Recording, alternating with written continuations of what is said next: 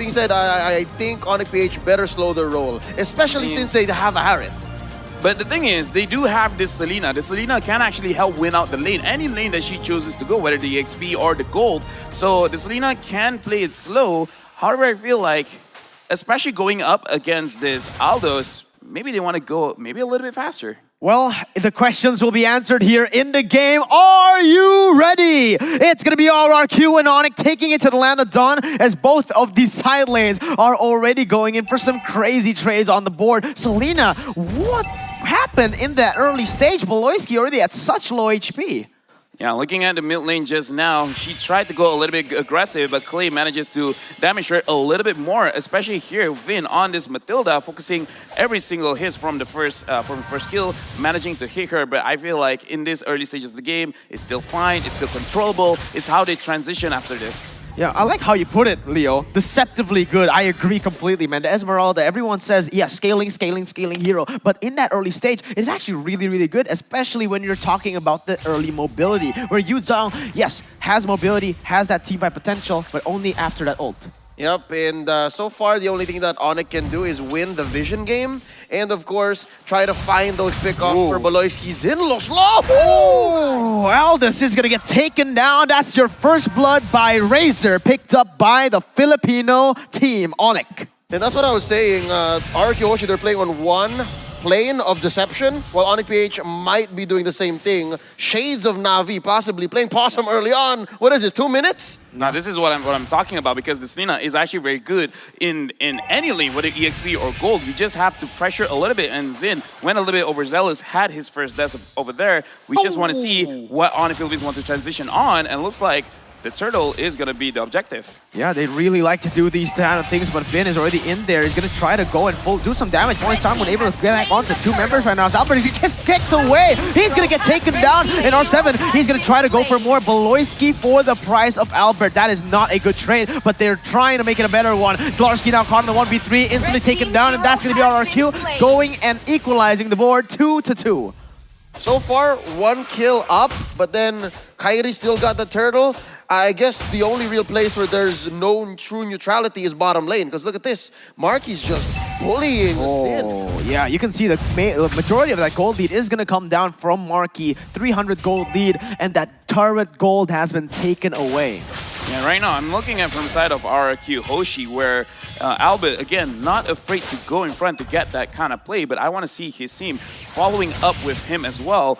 Early in that turtle fight, I feel like they could have played it a little bit better, perhaps a better kind of engagement, but probably just a little bit too aggressive trying to secure that turtle. Oh, but R7 now caught in a bad situation, still able to run away, deal some damage back to Beloyski. It is going to be both of these members taking a half HP. Onic still with that lead. And now we are going to take a look. Vin going very aggressively onto Kairi, holding off to the Circling Eagle. Sir Clay is here for the airstrike to pop it off, just to zone Kairi away, as he will need to go back into his jungle. Still, both of the teams on equal grounds. Let's take a look at the items so far. Sir Clay didn't find anything there. Again, you see the mechanical genius of Kairi.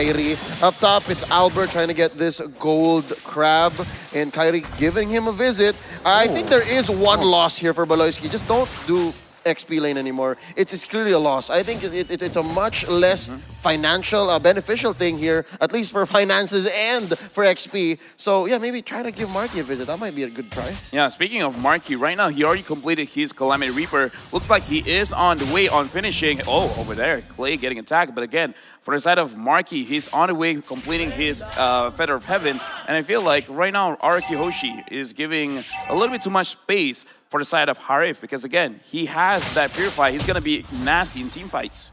Yeah, and now we can see already Onic preparing this turtle. Really, really good setup from them. Able to get Farsa really low. Vin trying to open up the map. Will be able to dodge away from the Abyssal Arrow as Onic goes and starts it up. R7 though being such a nuisance already here. Guiding Wind to save him away from that engage, but he is extremely low. This is not a really looking good for the side of Onic, but Abyssal Arrow once again is going to be dodged away. RRQ, they might look for the collapse. Onic might look for the collapse. It's just going to be the matter of who gets it. Final execution to go in and get the turtle. Now an all fight breaks loose. Vin goes in for the Circling Eagle onto H with. Oh my god, it's going to be taken down as that's going to be Albert. He's going to pounce, unable to connect onto anything. R7 going in for the Falling Star Moon as well, as both teams will just choose to disengage Onic with the lead. Baloyski's playing geometry, man, and Circlay's not picking up. Honestly, he's drawing lines and points with this arrow and this trap. They're gonna jump on R7. He's gonna be fine. This is a great read from RQ Hoshi. They understood that we have to change the dynamic because bot lane's gonna get hammered here. Let's switch over to top lane, and that's exactly where Marky went. On to my point again. LaFell said it best, wherever Baloyski goes, he just changes the pace of the game, and right now, Finn catches another one! Baloyski has just been so on point.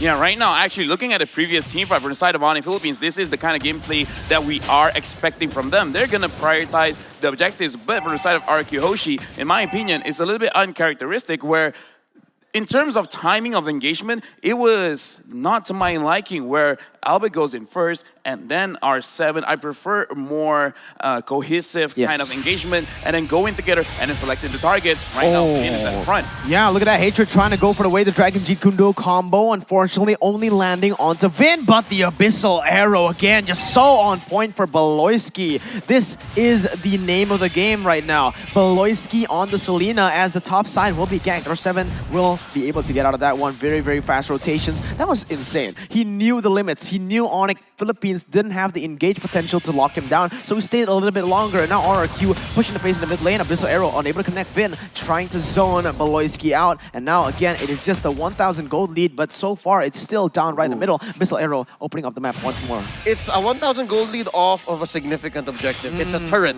It's a turret that Aldous on Zin has to really think about. And again, that's what's opening up these rotations for Marky. So they're able to put more of a dent elsewhere. And again, 2 turrets going over to Onic PH. That's not nothing. Oh, look at that. It's going to be the way the Dragon connecting onto Albert. He's actually going to be able to turn this around, and now it's going to be Hatred running for the hills. Flicker being used, and the Feathered Airstrike comes in, almost taking him down, but this is very good setup for the Turtle. Finn, he doesn't want the Turtle. He wants a kill. Unfortunately, unable to get that. The turret will be taken down in the top side, and the Turtle will be started by Onic PH. Let's see what happens here. It's going to be the chase coming in. R7 going for point time, unable to connect onto Kyrie, but it's going to be him taking the retribution on the Turtle. Zin goes onto Kyrie, still able to dodge with that Thorn Rose, and that is Onic picking up the objectives and instantly backing off. But Larsky, maybe they're not done here. Maybe he wants some blood, but no, just backing away. No, he's blunted. Again, this is just mad discipline coming from Onic PH. They take what they need, then they get out. How? Salmon Force! Oh, falling Simon though. Devon Force maybe a little bit too aggressive there. Marky's still able to dash around, completely outplaying RRQ. A 1-for-1 right now, but Onic still stays at a 2,000 gold lead.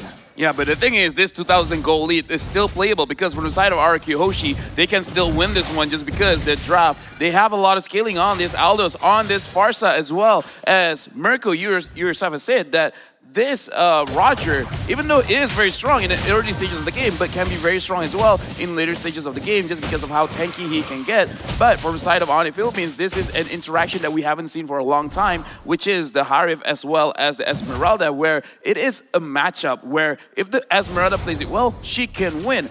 But if the Harif can kite around, then he can win. And as of right now, look at this, an engagement coming in from RQ. The base by Baloyski, able to bring Vin back to the turret right now. So for the airstrike will be popping. Kyrie coming for the puncture and securing the triple kill. Kyrie has finally come to play. 4 for none off of the back of a circling eagle bait.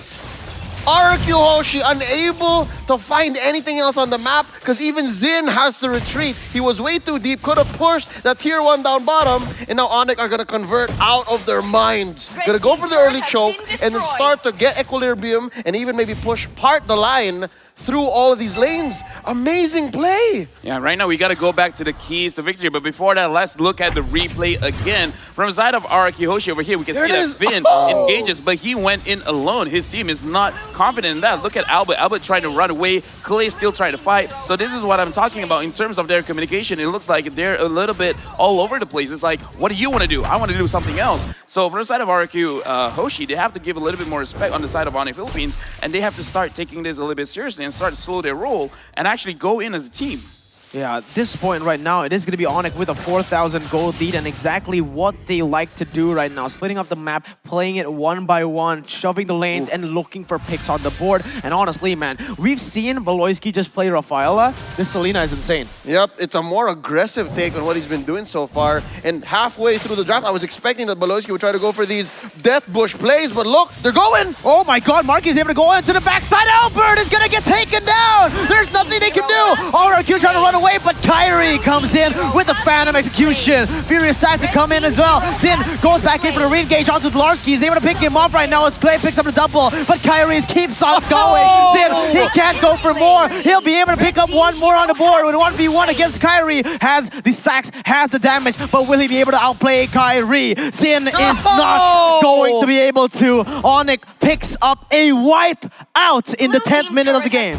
A fine Knight versus the One Punch Man. Boy, this is MLBB, not anime, not manga. And look at that. Marky has just pushed all the way straight into the inhibitor in mid. They've opened up all the lanes. Only one tier 2 standing down bottom. And from 4K now to about 6, Onic PH is ahead. Yeah, we got to look back at the keys to victory for the side of RRQ Hoshi. They need to establish lane dominance, and unfortunately, they couldn't do that against Marky. As I said earlier in the game, the point where Marky had the Calamity Reaper, he actually finished it a little bit earlier than he really should have, and because of that, they start to win off of this Harif pick alone. Because right now, in terms of itemization, he already has that Feather of Heaven, Holy Crystal, as well as Concentrated Energy. Whenever he gets a kill, he's gonna get a lot of healing from that, and it can just help him sustain throughout the fight. And the way that Kyrie is playing, he doesn't go head on strong. Yes, he does, but he kites around, he waits for all the cooldowns, and then he is patiently, he can re-engage. And it's exactly that interaction, that line of decision-making by Marky to build this way that's making him win this fight between him and R7. This is an argument that we've been having for the better part of the past 2 years.